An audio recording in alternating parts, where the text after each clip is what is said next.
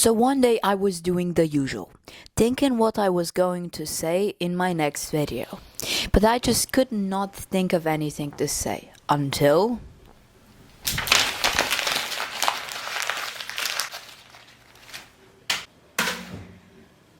Wait. I could just... So this is a trash can, standing at just 42.5 centimeters with a volume of around 314 cubic centimeters. And don't ask me to translate into inches, because the American system just don't make sense. It's used to store trash. It has existed since 1875, when it was originally used to store ashes. Basically the first trash. Throughout the trash can's history, we have seen it innovate many times. Now it's not just a metal container to store ash. Now it has become a plastic container to store all of your bad ideas. Also, now trash cans have adapted into a new era of technology. Now they can open up automatically and automatically replace their bags in the trash can.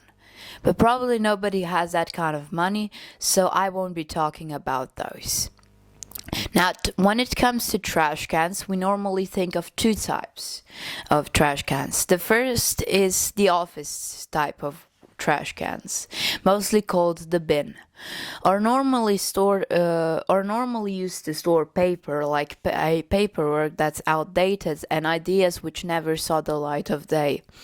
Then there's also the other spectrum of trash cans, to store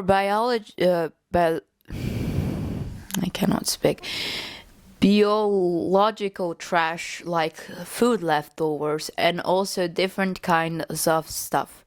Basically, trash that you're forced to take out as a child. Now, in the modern era, there's also a big growing problem of plastic. Basically, there's simply too much trash, and the trash is causing even extinction of some species. Which is crazy to think about, that the plastic bottle can kill this turtle. But I'm not here to talk about these ever-growing big problems, but instead I want to turn your attention in this video to bare office work bins. And the thing that was first brought to my mind was how to store the most paper in one bin. Seems a little weird, but trust me, this is very important. So after a bit of brainstorming, I came up with 3 different methods. The first method was the normal one. You probably use this one the most.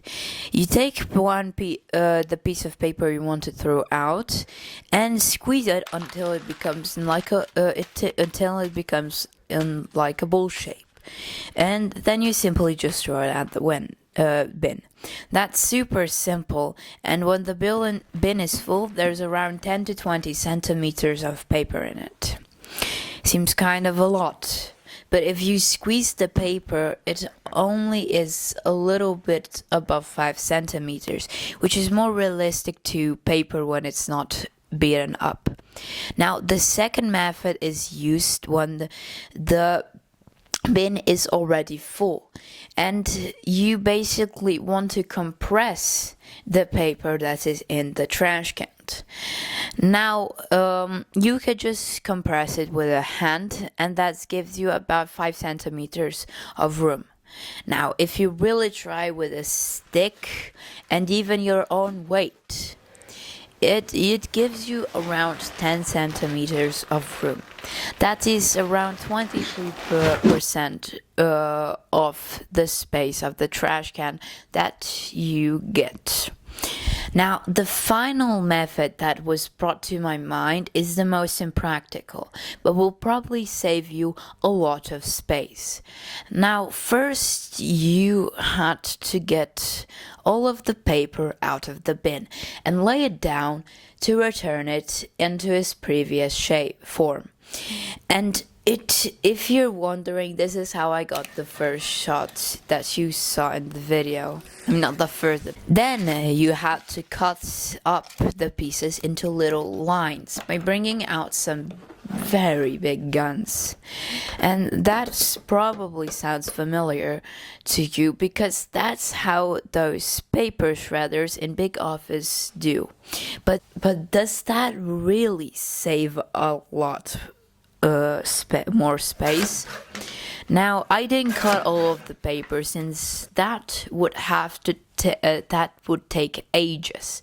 But we can just measure the stacks of paper that we have lost and do some extra calculations.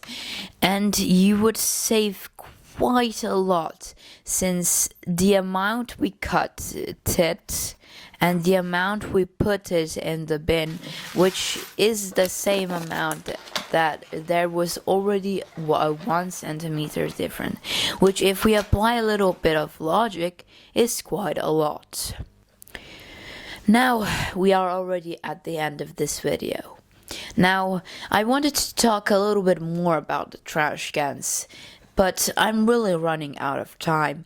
And the thing is, the thing I wanted to talk about is quite big, and it is it has its room for another video. So, yeah, bye.